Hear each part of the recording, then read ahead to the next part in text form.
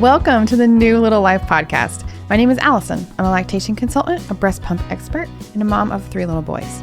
Here on the podcast, we talk with real moms and experts about breastfeeding and pumping.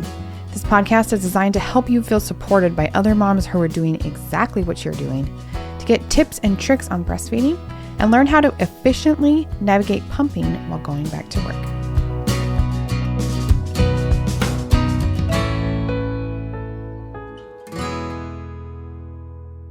Okay, here we are again, another episode in season 2 of the New Little Life podcast. I love being here with you, and I love talking to people from all over the world and really kind of seeing the different varieties of experience and expertise that we have. I'm often impressed with both the professionals that we have on here and the mothers. Often the people that we have on this podcast are a little bit of both. Today is no exception. We have a highly qualified professional, but she's also a mother. And so I'd like to introduce you to Maureen Farrell. She is a lactation counselor, a doula, an herbalist, and a homebirth midwife practicing in rural West Virginia. I've actually been to West Virginia. It is super rural over there in that area. She passionately works to improve pregnancy, birth, and postpartum experiences for families through education and holistic care. The same motivation drove her to co-found the Milk Minute podcast in 2020, which you should absolutely listen to if you have not yet, which provides evidence-based and entertaining breastfeeding information. Maureen currently lives on a small hobby farm with her partner, 2 children, and lots of friendly little critters. Welcome to the podcast. I'm so happy to have you. Thank you. I'm really happy to be here today and to chat with you and all your listeners. That's going to be really fun. So why don't you expand on your bio just really quick? Tell me a little bit more about what you're doing. What is your practice like, your family? Just give me a little bit more background. Yeah. So because I live kind of in the middle of nowhere, my practice, I have to sort of diversify what I do. You bet. So that, I can have a business that sustains itself. So I offer holistic care for, prenatal, birth, and postpartum, what we call the childbearing year, right? And I even sometimes help people preconception too. And so I'm combining my skills as a midwife, as a doula for those who don't want to have a home birth, lactation counselor, and an herbalist to kind of support people in the best way that I can. That's very cool. And how old are your little kiddos, if you don't mind me asking? Yeah, I have a 7-year-old and a baby that's almost 2. Oh, so you've got little ones just like me. So yeah. You feel my pain in running a business and serving women, but also serving a lot at home. Yes, it's definitely not easy to be like, oh, I'm supporting you in the way that I kind of wish I had support right now. Right. Isn't that funny? I don't think you can totally understand that unless you're a working mom who just is also wearing that hat. I don't know about you. I had experience as a stay-at-home mom for a little while and a working mom, probably like half and half time for me. And they were very different challenges in each of them. Neither were easy. I stayed home with my first for like a year and a half or 2 years before kind of going back part-time. And then I went back to work about 5 months after my second baby was born. So yeah, they're both challenging. Oh my gosh, I know. I feel it too. Well, why don't you start and kind of tell us a little bit about, maybe we'll start with your first and kind of what that was like. How did breastfeeding go for you? What was that like? Especially the contrast between being a stay-at-home mom and a working mom a little bit. Yeah. So my first, I was pretty young. I was 25, I think, when he was born, maybe 26. And I really felt like I did the book work, right? I was like, I'm going to read every book about this and know what I'm doing. But I didn't do any of the preparation to get social support, which was a big mistake. Yep. And so, I had this great pregnancy, this great home birth, and then postpartum hit me like a ton of bricks. And I was like, oh, now I'm like totally alone, and I live out in the middle of nowhere and things are not going at breastfeeding didn't go as planned. He had some pretty intense oral restrictions, but there's really nobody here to help with that. Like when I finally found resources for that, they were like, oh yeah, well, there's a doctor like 5 hours away in Virginia who'll do this and that. I was like, great. I'm not going 5 hours away in Virginia for something my insurance doesn't cover. Yeah. Oh my word. Um, yeah, and really struggle with postpartum depression as well. And, of course, my relationship with my husband was suffering at that point too, because we equally did not prepare for this. Yeah, it was a really rough time.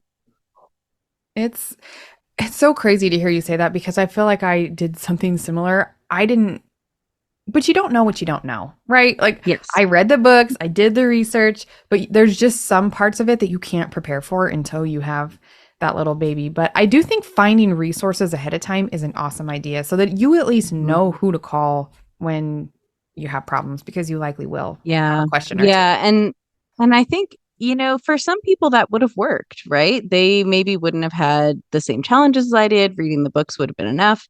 And there's no way to plan that part, right? You've spent about 9 months growing this human, but you know nothing about them until they suddenly Yeah. appear. Isn't that the truth? How did you end up dealing with those oral restrictions, especially in your rural area? Yeah, unfortunately I just kind of like muscled through it. Ugh. I mean, I figured out a little bit of latching help with my midwife, but honestly, like it wasn't her specialty, and not something she had a whole lot of education on beyond like the first couple weeks of breastfeeding. Um, and I did my best with Google, um, Yeah. and just like I think more than anything, it was determination. I was like, I don't have an option. I can't fail. Have to do this. And that goes a long way. And honestly, when we look at studies about, the success of breastfeeding, the duration, one of the main things that is common for those who breastfeed longer is simply because they wanted to and they were determined to, which is really interesting. And I mean, it just kind of speaks to our power, you know? Absolutely. I felt the same thing with my first. I went back to work. He was about 5 months old. I worked in a school as a school nurse, and Hmm. I had a supportive job, my own office, and everything. And I just could not figure out pumping to be able to get the output out that I needed. Yeah. But it was sheer determination that I pumped for that first year, even though we did have to supplement a little bit of formula because I just could not get the milk out that was Hmm. there, which is frustrating. We were breastfeeding fine on the That is weekends. so Why frustrating. couldn't I Yeah. get it out? But the only reason I pumped that long was just because I was so stubborn and I'm like, I am not going to not do this, even if And I it's mean, not that's working. all of motherhood, right? That's all of motherhood. Oh You're my like, this isn't God. working, and I also have to keep going. Yep. And I feel like for some people, they're like, no, this is not worth it. And I'm done. And I think that's fine too. I think it just, everyone Yeah. has their things that they choose to die on that hill. And for me, that was one of them, you know? Oh. Yeah, absolutely. And I felt the same way. And I think really, I don't know exactly why I don't know, it felt more important than almost anything else I was doing for my baby at that time. Um, and my second experience was not the same at all. And of course, much easier because I'd done it before, right? Yeah. But I also just didn't, I don't know, the importance of it was there, but it didn't feel like my life was hanging on. Yeah. I think that's really common for a lot, especially first time moms. You have this baby and your one job is to feed them, right? And only you can do that if you're breastfeeding, right? So Yeah. I think it really just becomes this obsession almost of milk and feeding and because like that's the one thing that you're required to do for your baby and I think it can kind of turn into that where my whole life revolves around feeding and milk and Yeah, and it's hard to find a balance. I mean, the first time Mhm. I didn't introduce a bottle because I was really afraid of bottle preference. Sure. But when I did decide, I was like, maybe I'll pump so I can like take a day away. Yeah. Got out the random pump my insurance sent me, and it was terrible pump. Now I know that. I used it though, and I was like, oh, I don't make any milk. Nothing's Right? coming out. I don't know what Must I'm have low doing. supply. Yeah. Oh my gosh. Yeah. Ugh. And I know this now, but at the time I didn't understand kind of the relationship between like supply and essentially storage capacity of your breast because we all have this different amount of glandular tissue, and we can certainly make sufficient amounts to feed a baby with a lot of different variables there. But people in my situation where I'm like, oh, I don't have a ton of glandular tissue, at the most I make a couple ounces at a time, and then that's it. There's no more room, which meant my baby just fed really, really often. And I didn't understand that. I was like, oh, he's hungry. He's really small, and I'm just not making enough. So I'll just keep feeding over and over and over. And, not understanding that dynamic really made me lose a lot of confidence. Yeah. And do you feel like there is a difference between breast storage capacity and breast size? Like those two things aren't necessarily the same thing, They're right? not. Size is mostly about fatty tissue, um, because if you imagine, say, the space that, like, I don't know, 5 ounces of milk takes up, it's not that much. Like, it's not Yeah. very big volume wise. If you put in a little baggie, it's like less than an A cup, you know? Yeah. And your glandular tissue is not much bigger than the milk that would be in it, because when there's nothing in it, it like deflates. Um, so in itself, glandular tissue is pretty small, even when it's very full. Even those people who do pump like wildly oversupply amounts, like 12 ounces or something, it's still not that much if you're thinking of like size. I always think of this doctor that I worked for back when I was working as a nurse in OB, and she was a pumping mom. And this was before I had any of the experience that I do or was a mom myself. She was a tiny little woman with like A cup speed bumps, and she could pump like, I mean, like 5 ounces, 6 ounces, Wild. which is like a good amount on the healthy side of a Mhm. little bit. And it was impressive. I'm like, where are you getting this from? Like, your boobs are tiny. Like, I Yeah, don't and know. we This, have the dynamic too of how quickly Mhm. your body makes that. For sure. Some people kind of refill slower and some do so faster. So it's also like, I guess it doesn't matter how much your carrying capacity is if your body's like, we are gonna marathon and do this milk really fast. Yeah.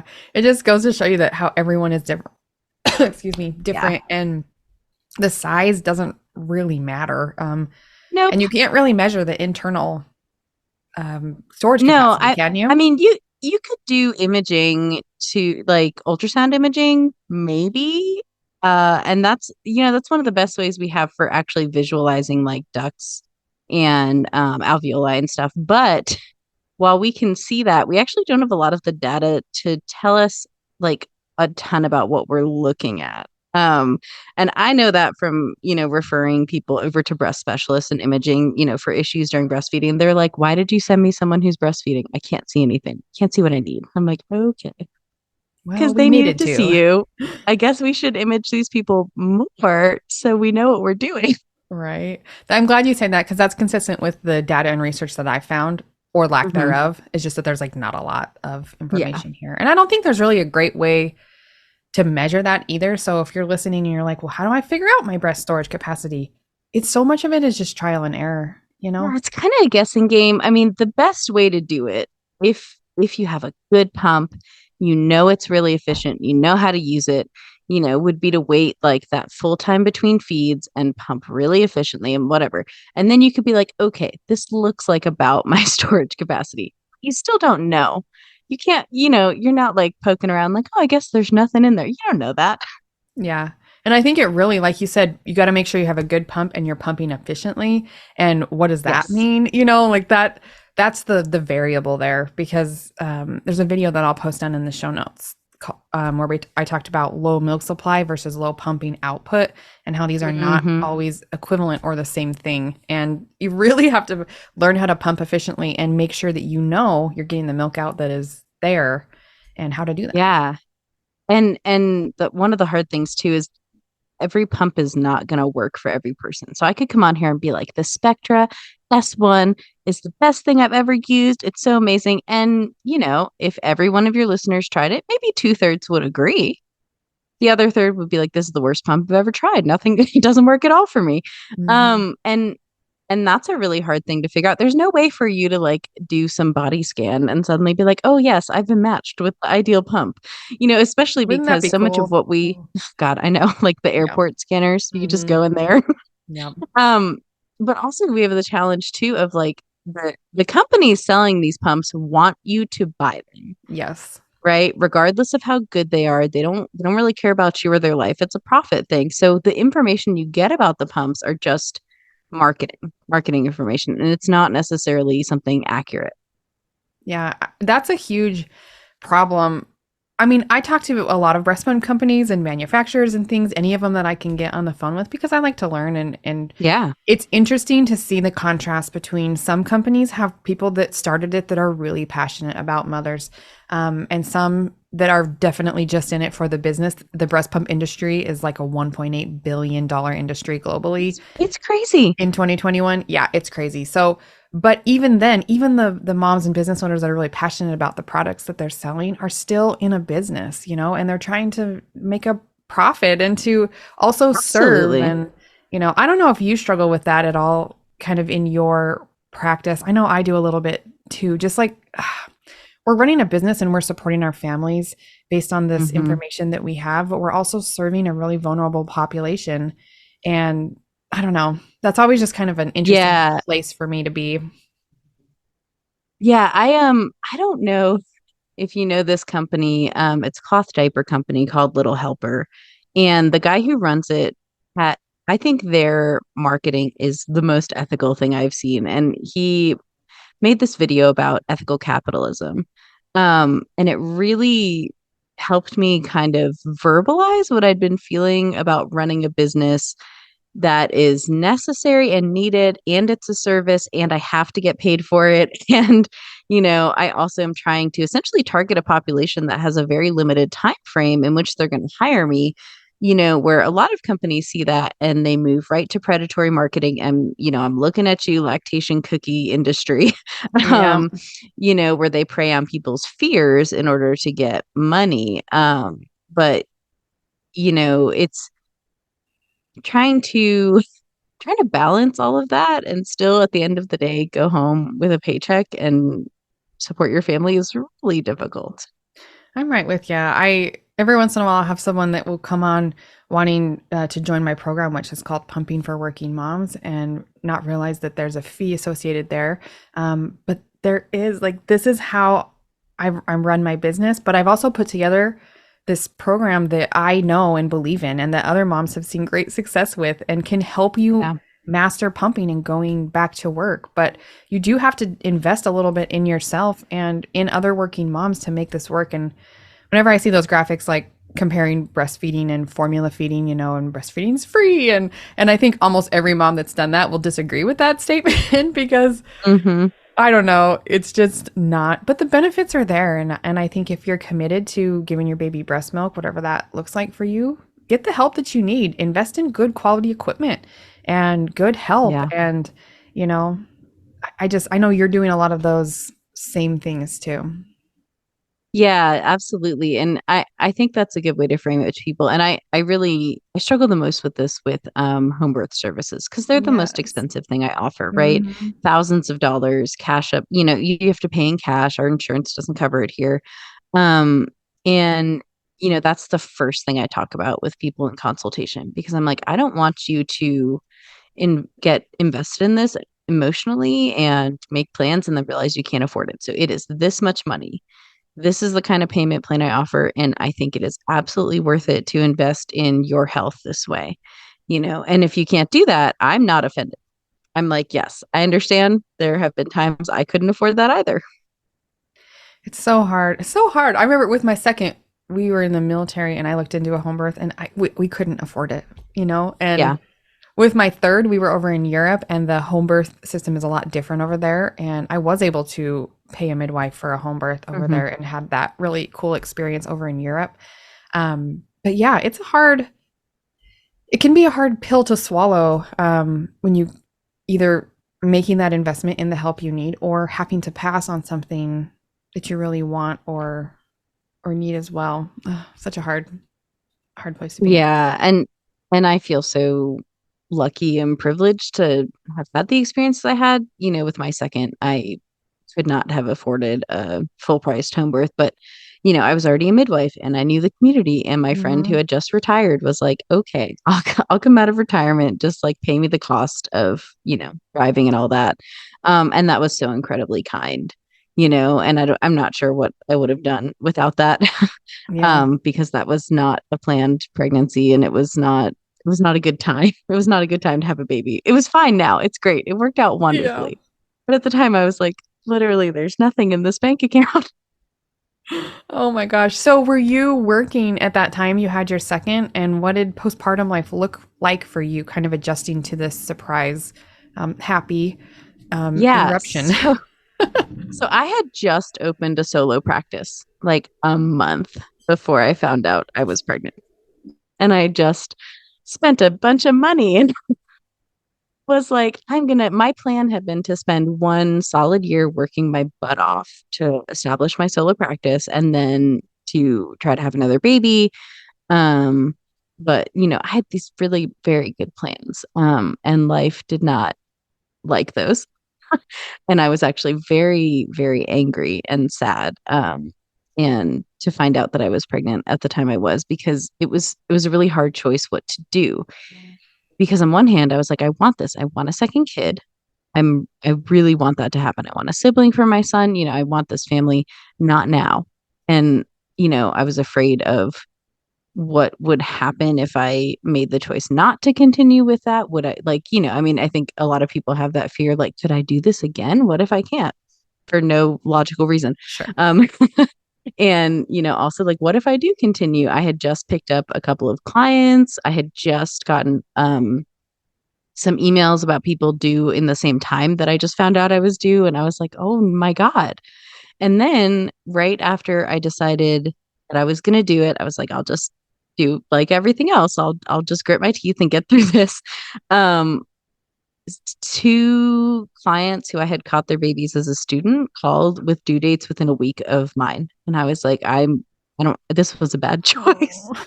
Oh, that's hard. That's And their hard. births, yeah, and their births turned out fine. It was fine, but I had a really hard time coping with saying no. Um, and especially saying no for something that I wasn't really sure I wanted.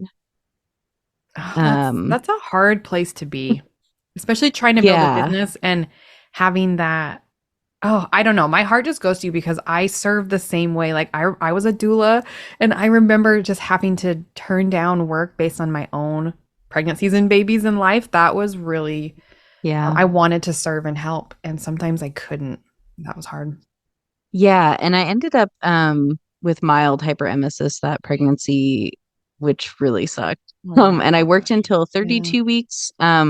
Which my original plan was like, oh, I'll just work right up to 37 weeks because my first pregnancy, I worked right up till the day my Yep. baby was born. We Yep. were literally building the house we lived in at the time. I Yeah. was like laying flooring the day before I had him. Yep. And I felt great because I was also 25.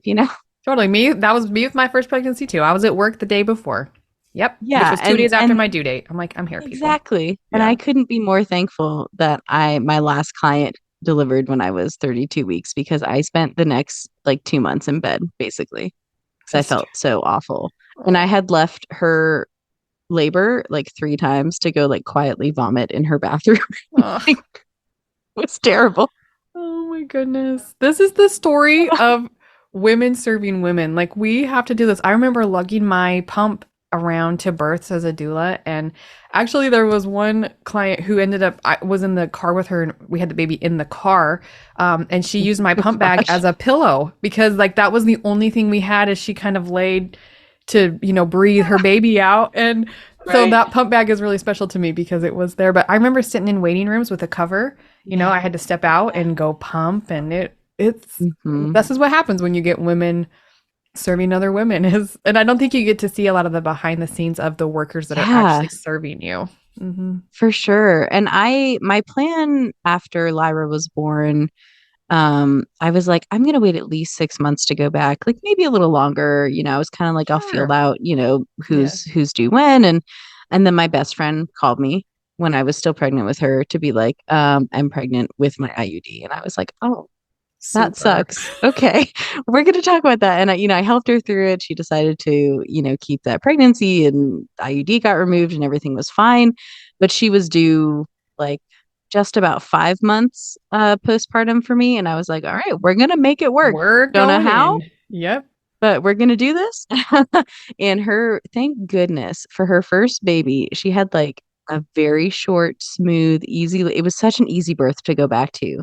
And Yep. I'm so thankful for that. And I was only gone like 10 hours, Not and bad. pumping was not smooth the first time, but that's like baby sleeping through the night. It was manageable. Yeah. You can make do for 10 hours, like if, that one time Exactly. if you have to. Yeah. Yeah. And what I had done to prepare is I got a Spectra, which for me was like a good workhorse. I knew I could like really empty everything with that pump. And then I got the original LV pumps, and I was like, okay, here's my plan. Like I'm going to put these on when we start pushing and just leave them in, not turn them on. Just leave them there, because I know once that starts, that could be like 6 hours till I get a chance to sit down, Yeah. between pushing and birth and postpartum and all that. And I was like, yeah, so I'm going to put them in. If I need to pump and just turn them on and off for a couple hours, I'll do that. And that worked out really great. Even though those original ones are a little leaky, I did eventually switch to They the are. LV Stride instead because they don't leak at all.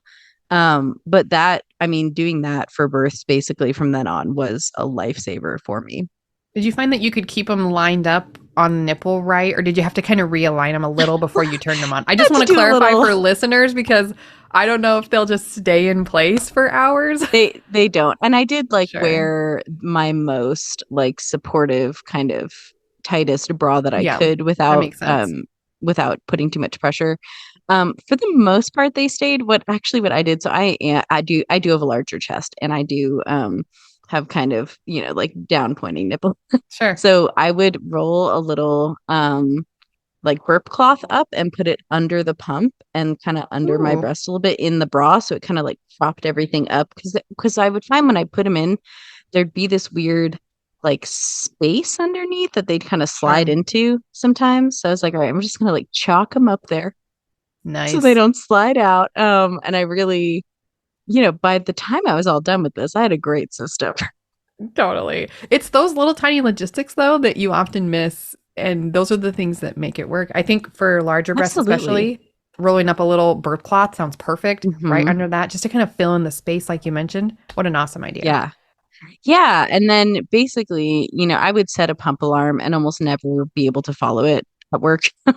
Sure. But I would then at this every possible opportunity sit down with my Spectra to pump fully and do my best and do like a really hands-on, like, pumping for 30 minutes if I had to, and just get everything out, because I really didn't know when the next time I'd be able to sit down was. And I think that's the reality for so many like healthcare providers and teachers, and so many jobs where theoretically you get a break until you don't. Hmm. So how did you make that work, that really unpredictable schedule? Because I've been at births, I know exactly what you're talking about. There are times legit where you cannot step out. Like you just Yeah. cannot. And so did that negatively affect your milk supply? Were you able to make it work? I mean, I think a Yeah. lot of people are So experiencing this kind of thing. for sure, the thing that I did to that really made it work was to like passively collect milk at home with Aka. Okay. And I did that from 2 weeks postpartum, because I knew, I was like, there could be birth some come for 3 days. Like I need to have that much milk in the freezer just in case. Who knows? Maybe I'll come home with nothing. Unpredictable. Um, so I would use that like 2 to 4 times a day, and get like 1 to 3 ounces of milk, which was great. I mean, a week of that adds up really fast. So I did that for about 4 months. Yeah. And I had basically like a whole week of milk in the freezer, which took such a load off, because then I was like, I don't have to come home with the same amount of milk my baby ate, especially because I wasn't doing bursts every day. I still No. had Yeah. kind of a lighter load. And for the most part, my work was just doing scheduled appointments with people and virtual appointments. And that's very easy to schedule pumping around. I could be pumping right now. You'd never know. I would never even know. And yeah, so it was really just like the occasional birth that that would mess with my schedule. And I would do my very best to stick exactly to kind of a tight pumping schedule, like every hour and a half to 2 hours, Okay. in the first stage of labor, right? Where I knew I could just step out for 15 minutes. And then I would go to more like every 3 hours in active labor and pushing and all that. And that's really worked well. And it helps to remember that your baby's not going to feed exactly on a schedule. Yeah. And, there are going to be days that they stretch out their feeds and they sleep through the night and they nap for 6 hours and you go to see if they're alive, but you don't want to wake them up. Yep. Done that. Yeah. So as long as it's not every day, like once a week, if you have a crazy day and a crazy pump schedule, it's okay. You can recover and just make sure you get back to your normal feeding or pumping the next day. I think there was a key to something that you just said about your schedule is that when you were able to, you kind of clumped them closer together to Yeah. accommodate for some longer stretches that you knew were going to happen. And so I don't think that you can just like not pump for a day at work and then expect to be able to recover that over the weekend. That is going to be really, really difficult. But Hmm. I do think you're right. You do have more flexibility in your schedule as long as I like to have people maybe sometimes shoot for a number. Like, so you're working Yep. a 9 hour day, you need four, 10 hour day, you need four pumps. So if you have Hmm. to do those first two a little bit closer together than ideal because you got a big long meeting in the afternoon, fine. But maybe shooting for the number per day versus like this every 2.5 hours schedule, rigid that cannot bend, might work a little bit better for certain jobs, especially ones like yours. Yeah. And I think especially people if they have like a longer commute, I usually recommend like pump on the way to and from work. Yes, you're going to feed your baby right when you get home. They usually don't care if you pumped 20 or 30 minutes before. But that's going to mimic the way that babies usually feed, where they have some parts of the day that they feed closer together and some parts they don't. And definitely help you catch up if you have a hectic work schedule and you realize in 8 hours you pumped once, which is not ideal. But we can definitely do a lot to try to mitigate that. Yeah, and as long as that's not happening, like you said, every day, that's Hmm. more of a problem. So, did your second one take a bottle a little bit easier than your first? How did you kind of manage that scenario? Yeah, so I learned my lesson Okay. is that I did have to introduce a bottle before I needed it, Okay. Yeah. well before. So Mhm. what I started with her, gosh, in the first month sometime, I started having my husband do syringe feeds just to kind of introduce the concept that like not all milk comes from mom. And we started with syringe feeds and like tiny cup feeds because they babies don't usually develop like a flow preference for that where they do with bottles, right? Yeah. Bottle feeding can just be easier than breastfeeding. So babies like what's easier. I mean, so do I, Yeah. They're smarter um, than you think. Oh, my word. exactly. So we did that first, and also just to get my husband comfortable with it, because I think he had some serious like, confidence issues with the first, like basically totally refusing any feeds from him Sure. at all. Hard. And so we kind of eased into that and we just do that like between feeds and just little tiny bits of milk. And then I introduced a bottle. Let's see. I tried to have my husband do it, and I don't know if it was him or the baby, but it just didn't work. And usually that works for clients. So I was like, all right, I'm going to do this. So what I would do is I would give my daughter some milk until she got past that like initial feeding craze, when they're like trying Insane. to Yeah. latch and root. Yeah. We'd nurse for like a few minutes and then I'd unlatch her, leave her in the same position and give her a bottle for Hmm. like a half an ounce of milk, not very much, and then relatch her and finish the feed at the breast. And that worked really well for us. It kind of took the pressure off of it. If it didn't work very well, we were like, whatever, we still got some boob, right? And it took her maybe 2 weeks to get the hang of it. And I didn't do it every feed. I did it like once a day. Yeah. Yeah.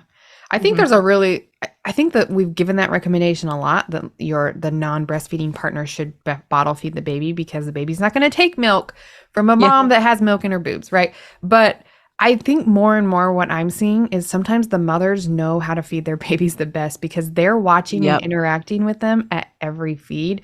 And so to transition from the bottle, especially if your baby is young enough, I usually recommend somewhere around like 3 to 4 weeks that we start doing bottle Hmm. practice. Not like full feeds, but just like you mentioned, this is the time to practice before they get opinions about things and start turning into little Yeah. stinkers. Yeah, they're But so yeah, moldable then.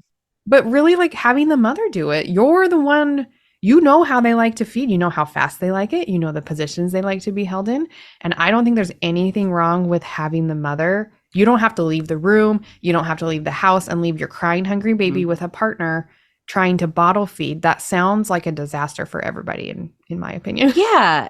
And I think it's just good when you start to know that there are different tactics, right? Yeah. Because Mhm. sometimes baby won't take it from you, but the second you leave the house, they're like, sure, whatever, I don't care. And sometimes they Yes. will. And so I ended up having to teach her how to bottle feed because it's a skill your baby has to learn. Mhm. And then I just like the way that my husband does things, God love him. I like cannot watch sometimes. Yeah.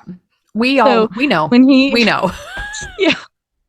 So when he Boy. gave her the first bottle, I was like, "What are you doing?" I just had to walk out of the house. I was like, "I can't. I don't know what is happening, but it's not. I don't like." And I was like, so newly postpartum and emotional. But they figured it out after I kind of taught her how to use the bottle nipple, right? Sure. And then what I would do is usually just once a week be like, I'm gonna go on a really long grocery trip or something and just give them an opportunity to kind of learn to be with each other that way. So then by the time I went back to work and, was doing clinical visits, it was easy. And by the time I did that first birth and I was gone overnight, it was fine. Yeah. Does your partner also work? Who does your childcare while you're away at your births? He works, but we're both self-employed. So Okay, we essentially just switch off on childcare. that's great. And I just feel so lucky that he can usually leave his job. He's a mason, a stone mason.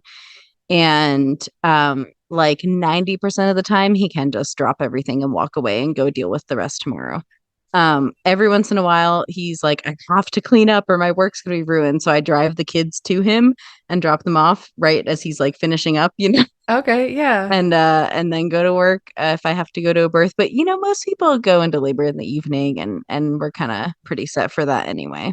Yeah, and they usually have a little bit of time. They call you in early labor and they're like, just so you know, I'm having contractions, but I'm Yeah, fine. Give you a yeah, couple hours to exactly. kind of get things squared away. Yeah, and that's what I tell people. I'm like, if things are starting in the day, like shoot me a text message, let me know. I might need to come later. So I can just like, get childcare squared away. And sometimes I do just need to like call a friend or a babysitter or whatever. But it's nice if I have a couple hours to figure that out. Yeah. How did you decide when to stop breastfeeding or pumping your little ones? I think it's Well, interesting, especially in your field and like knowing the yeah. benefits there. I'd love to hear your answer to this. Yeah, so I nursed my son till he was 4. And I was like, I'm just gonna let him self-wean and we'll do whatever. Sure. And I did kind of not really understand what nursing a toddler would be like. Yeah. And when he was like a year and a half old, I was like, oh, suddenly it dawned on me, we did not have to nurse on demand anymore. Like, I wish somebody had told me when he was 12 months old, like, you can stop now. You can nurse him just when you want to.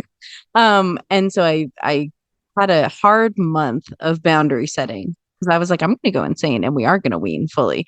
But we did a lot of boundary setting and kind of got him used to the concept of like, not right now. Give Okay. mommy a few minutes, like, and just him being okay with me saying no. And then we continued for several more years. Um, my daughter, I'm still breastfeeding now. But I did introduce those boundaries like right at 12 months. Okay. Yeah. um, and not hard boundaries, but just like once a day, I'd be like, not right now, and kind of let her get used to that concept. Or be like, hey, do you want a snack instead? Let's do a snack and a cup of water. And now for the most part, unless she's like sick or hurt, if I say no, she's like, all right, whatever, mom. And Yeah. that's great. Yeah. I think that's a really unique insight into nursing toddlers and even giving someone permission. Like you can set boundaries. You don't have to give it to them every time they ask Yes. forever. That's a really powerful thing to be able to. You do have a little bit of control here, and your children are going to be fine too, you know? Yeah, absolutely. And I stopped pumping with her around like 15 months. I'd Okay. planned to stop at 12 months, and then I don't know. I just kept getting really emotional about it. Yep. I'd be like, oh, I'm at work. I guess I'll pump once. And that was fine. And she didn't really take any expressed milk hardly after like 13 months. I don't know. She just decided she didn't want it anymore. So I was like, I don't even know why I'm pumping, but I just kind of feel like I have to. Well, you can And then I maintain your eventually, supply a yeah. little bit so you can keep breastfeeding her when you're with Yeah. her, you know. But for short work days, I didn't it didn't take very long till I didn't feel like I had to pump. Yeah. Hmm. And now I can go 24 hours without nursing or pumping before I feel uncomfortable at all because most of the time she just nurses in the morning and at night. Yeah. That's a great place to get to. That was always my favorite Hmm. when we started doing morning and nights because that was really doable for me. Yes. And just taking, Yes. for one, the kind of bonding experience you get twice a day with your kids, but also it forced me to sit down twice a Hmm. day. And I really enjoyed that too, just taking a minute to slow down and just be there for a minute. Yeah. And it's really, I don't know. I just think it's so cute too. Like she'll Hmm. walk up to me and go like, "Mm, mm, mm." I'm like, yeah, absolutely. I will give you that adorable child. Oh, that is so fun. I love it. Yeah. Um, you also are an herbalist, right? Do you have any Hmm. experience using like herbs and lactation, or do you have any thoughts or Sure. opinions on those things? I know we see that a lot. Take a supplement, take a Yes. cookie, put all the stuff I in have it, and so many opinions. tell me just like a little bit Um, about that. yeah, so if somebody comes to me with a low supply problem, I always approach it first from a physiologic standpoint. Are we removing enough milk to tell your body to make more? And that can be really complicated, right? That can get Yeah, into feeding efficiency, pumping efficiency, schedules of pump, I mean that's a that lot. that in itself is usually the problem, right? Hmm. And then if we have that perfect and we're still not getting enough milk, I'm like, okay, we're gonna make sure like we're not looking at insufficient glandular tissue. Or do you have hypothyroidism you haven't realized? Like kind of exploring those possibilities. Um, but where herbs come into play for me, the way that I see them is they can support the natural physiologic process, but they're not going to solve a problem for you. You're not Perfect. going to take fenugreek and suddenly make 20 ounces of milk, every pump. That's not how it works. But they can offer your body really accessible nutrition. Um, we have phytoconstituents, that can help your body do the things it's supposed to do. And so usually where I start with that is I'm like, okay, we're going to start with a blend that sure it has some traditional galactagogues, but it's mostly nutritive. Hmm. It's something where this is going to be a great support system just to help your body be normal, right?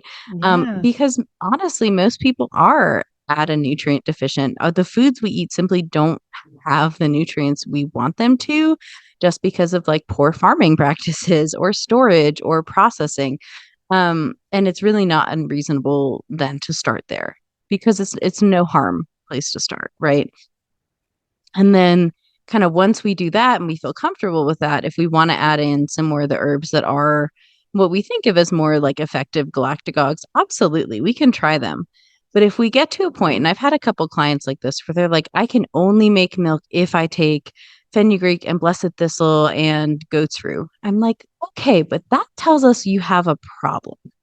Like Yeah. we didn't solve a problem. We pointed one out, Hmm. right? Oh, that's If your body interesting. can Yeah. Yeah, and that's something where we need to look further into that, right? Like, are we then just using those herbs to kind of like mask symptoms of a larger issue your body's having? Because I don't think that's a sustainable thing to do, is to then take certain herbs every single day at a high dose for the duration of breastfeeding. Yeah. I agree. And I honestly, I agree with everything that you just said. We are not going to be fixing problems with herbs alone. And, Yeah. but that can absolutely support what your body is supposed to be doing. I love how you phrase that and how you Thank you. utilize that kind of approach in lactation. Just, I think every mom is nutrient deficient, right? You just grew and Yeah, had a baby. absolutely. I know you're We just eating we just had that whole garbage thing and happen. Yeah. yeah, you know, Exactly. Even in the best of seriously. circumstances where you were like, I had a great diet through pregnancy. I'm like, yeah, and that great diet just was born with your baby. Now what do It you have? was. It was. You're forgetting to eat like all of these Hmm. things. Absolutely.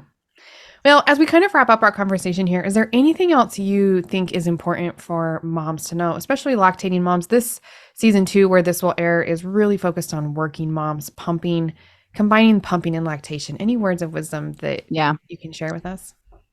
My co-host and I on our podcast say a lot that hope is not a plan. And I think that applies very strongly to returning to work and balancing breastfeeding and pumping. And if there's ever a time to use professional resources and have a consultation, it's before you go back to work. I might even title this episode, Hope is Not a Plan. You should. Amen. Seriously. I say this all the time when I talk to especially first-time moms on maternity leave, or just like, I'm just going to try and go back to work and I hope it's fine. Or I think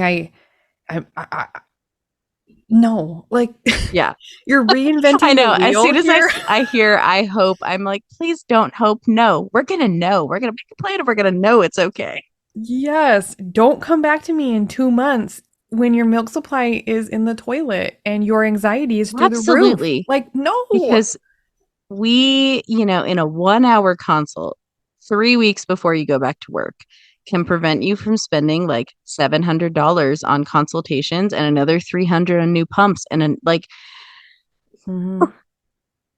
it's crazy. When I lay out the costs like of my program versus the pain and anxiety and products and other consults that you're going to have to fill in, it just is like a no-brainer, how much is your time and mental health worth, just know what you're doing and just do it instead of trying to guess. And there's help out there. You're helping women in a lot of different ways, especially in rural West Virginia, which I'm so thankful for. that these women have resources like you.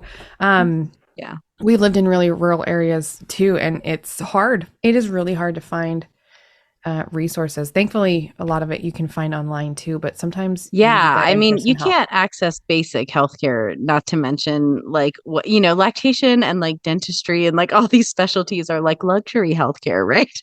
Oh my gosh, seriously. Isn't that terrible to say that? But it's true. Like, people can barely get a regular doctor's appointment with their GP here, Well, there's how many are there in your area? Yeah, exactly. Kind of a supply and demand thing. Thank you so much for being here. I'm really excited to go and listen to a few more episodes of your guys' podcast, the Milk Minute Podcast. Thank you so much. We'll have links down in the show notes for a lot of the things that Maureen and I talked about today and how to connect with both of us. And just there's so many resources available for you. Please do not try and do this by yourself, especially if you're struggling. Find someone who specializes in what you do that can help. Mm-hmm. All right. We'll talk more soon. Thanks again, Maureen. Thank you. Bye.